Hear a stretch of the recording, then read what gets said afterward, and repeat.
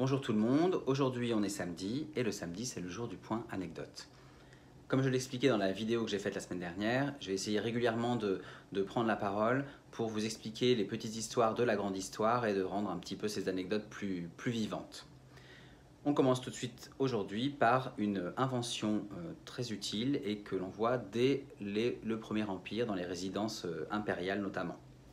Il s'agit de ce qu'on appelle le calorifère.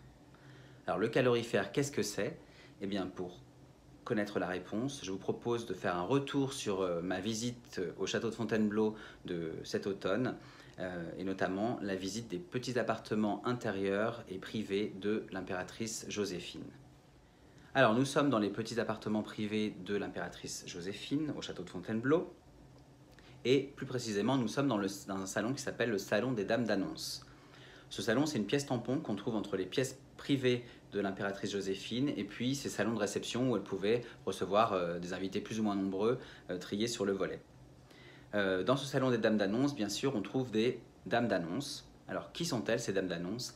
Eh bien, ce sont des femmes qui sont tout vêtues de rouge. Je vous assure qu'on n'est pas dans un épisode de Handmaid's Tale. Elles sont complètement vêtues de rouge et elles sont là pour annoncer, justement, hein, dames d'annonce. Elles annoncent. Elles annoncent qui? Elles annoncent les personnes qui ont envie de s'entretenir avec l'impératrice, qui demandent audience, et l'impératrice décide ensuite si oui ou non elle les reçoit dans ses appartements plus privés.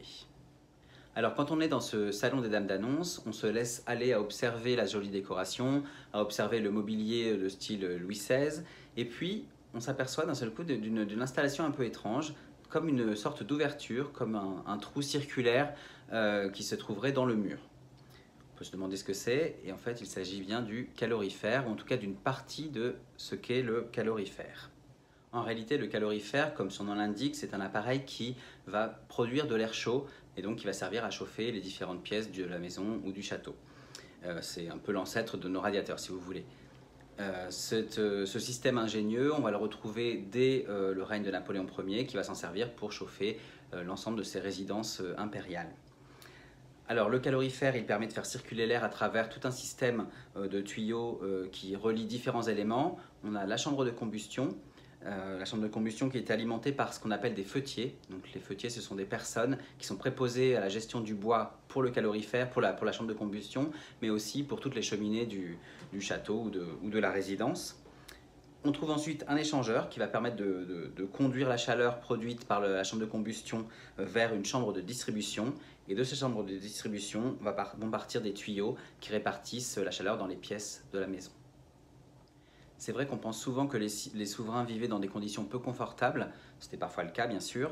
Mais on s'aperçoit que dès le Premier Empire sous Napoléon Ier, eh bien les appartements, notamment les appartements intérieurs et privés, étaient dotés de tout le confort qu'on peut exiger d'une résidence impériale.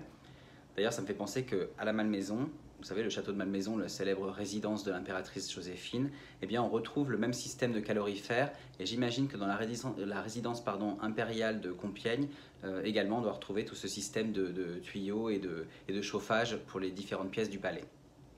Voilà, j'espère que cette anecdote vous a plu et que maintenant vous savez tout sur le calorifère et que vous ferez attention quand vous visiterez des résidences royales ou impériales de voir si vous ne voyez pas cette ouverture dans le mur justement.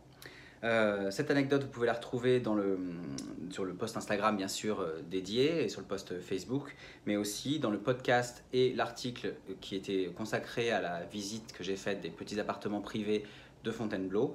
Ce podcast, vous pouvez le retrouver sur les différentes plateformes de podcasting, mais aussi comme l'article sur mon blog, lescarnetsdigor.fr. Je vous ai mis le lien dans la bio de Instagram et de Facebook, si jamais vous voulez le retrouver.